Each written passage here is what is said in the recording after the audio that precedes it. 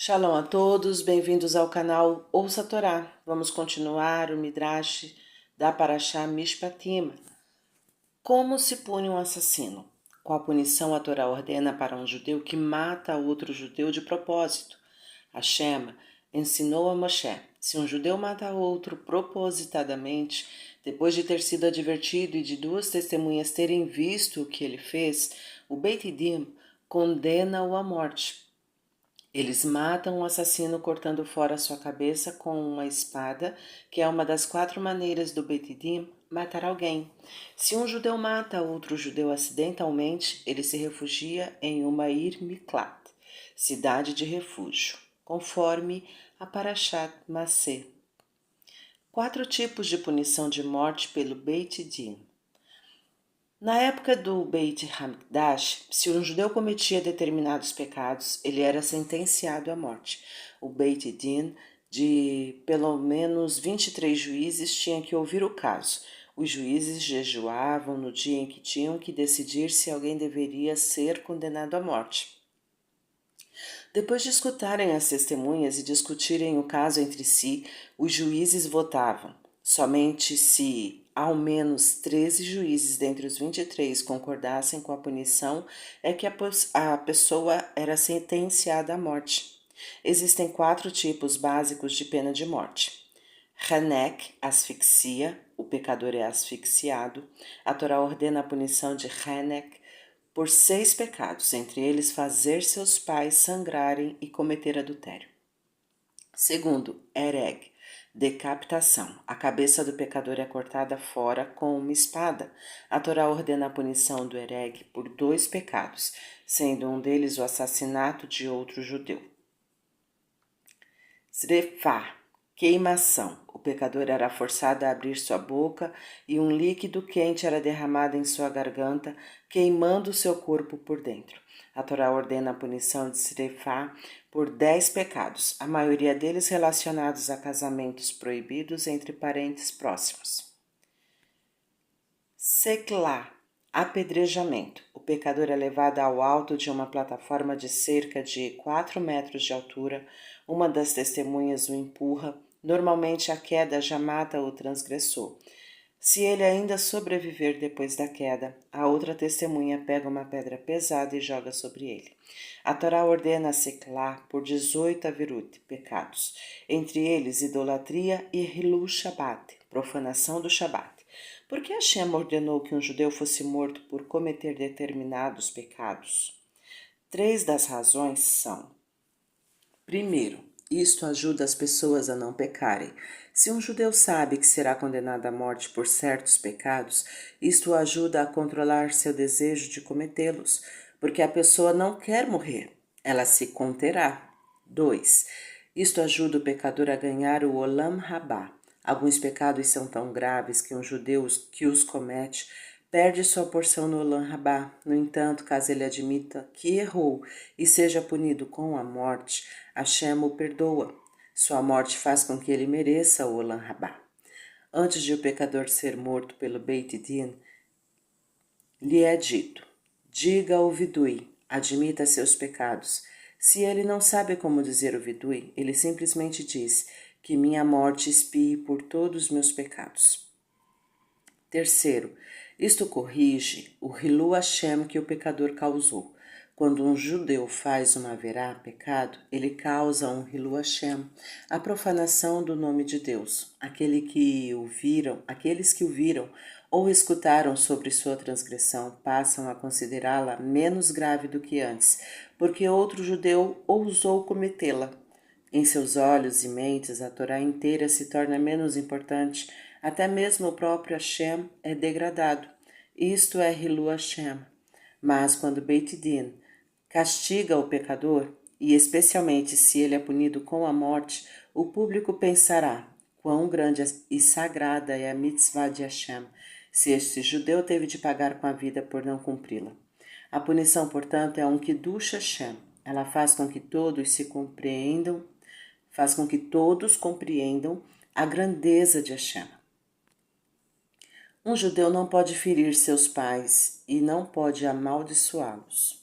Se um judeu fere outro, ele deve indenizá-lo com dinheiro.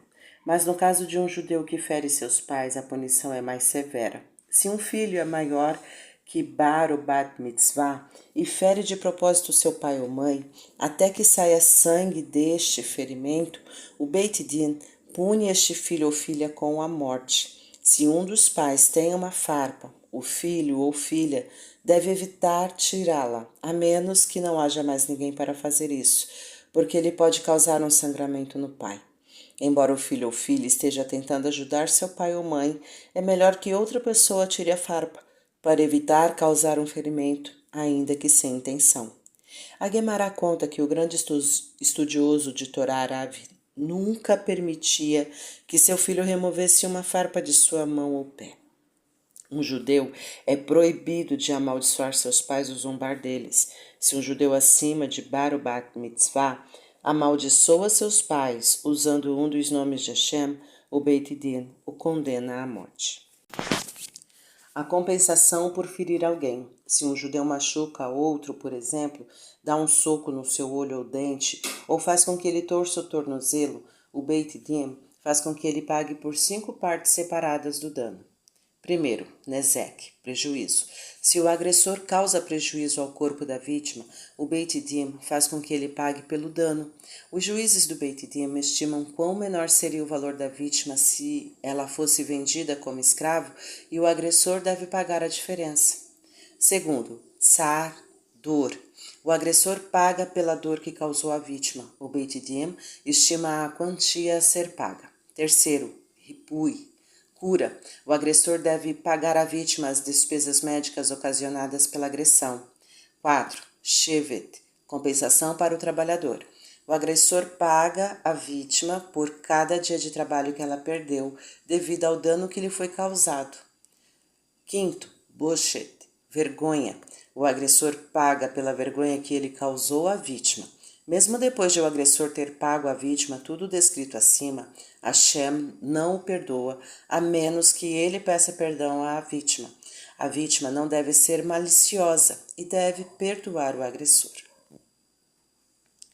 A indenização quando o animal de um judeu causou um dano. Se um judeu possui um animal e este causa algum dano a outro judeu, a Torá dá as orientações de quanto deve ser pago pelo prejuízo. Se um destes 6 animais for o causador do dano, seu dono deve pagar pelo valor total do prejuízo. Um lobo, um leão, um urso, uma pantera, um leopardo ou uma cobra, porque estes 6 são animais selvagens, propensos a causar danos. Seus proprietários têm plena responsabilidade sobre o que eles fizerem. De nada adiantará ele afirmar que os domesticou, ele deveria ter cuidado deles com cautela para evitar que fizessem mal a alguém. Se um animal doméstico, normalmente um animal inofensivo, causa algum dano, seu dono paga metade do prejuízo. Se o animal tiver chifres, tal como um boi ou bode, mas normalmente ele não chifra as pessoas ou outros animais com seus chifres, o proprietário paga metade do prejuízo que o animal causar. Se o animal chifra uma pessoa ou outro animal 3 vezes, o dono é advertido pelo Beit Din a vigiá-lo. Ele é considerado um muad, um animal cujo dono foi advertido. Depois disso, o dono deve pagar o valor total do dano que o animal causar. E no caso do animal de um judeu, matar outro judeu. O animal é apedrejado até a morte pelo Beit Din. Seu dono fica proibido de abatê-lo antes do apedrejamento, seja para comê-lo ou vendê-lo. Se um animal já matou pessoas com seus chifres por 3 vezes e se tornou um animal advertido, seu dono paga uma soma determinada pelo Beit Din, a família da vítima. Se o animal que causou a morte não era muad, ele é apedrejado, mas seu dono não tem de pagar nenhuma soma. Nossos sábios explicam: Hashem pune quem faz mal a um judeu. A Torá nos dá várias leis referentes a animais que machucam pessoas ou causam danos a uma propriedade. Isto nos ensina uma importante lição sobre a justiça de Hashem. Se ele nos ordena condenar um animal à morte por ele ter matado um judeu, quão mais severo ele será com relação a seres humanos que matam e ferem judeus. Nem Urachá, que mata um judeu, fica sem punição. Às vezes ele é punido neste mundo e outras vezes depois que morre, mas ele sempre paga pelo mal que fez. Mesmo um judeu que levanta sua mão contra outro, mas não chega a bater nele, também é chamado de Irachá. Você pode imaginar quão zangado Hashem fica se um judeu bate em outro? Haz Shalom. Vamos continuar outro dia. Tá gostando do conteúdo do canal? Então curta, comenta, compartilha. Ainda não é inscrito? Se inscreve, ativa o sininho e fica por dentro das novidades. Shalom a todos!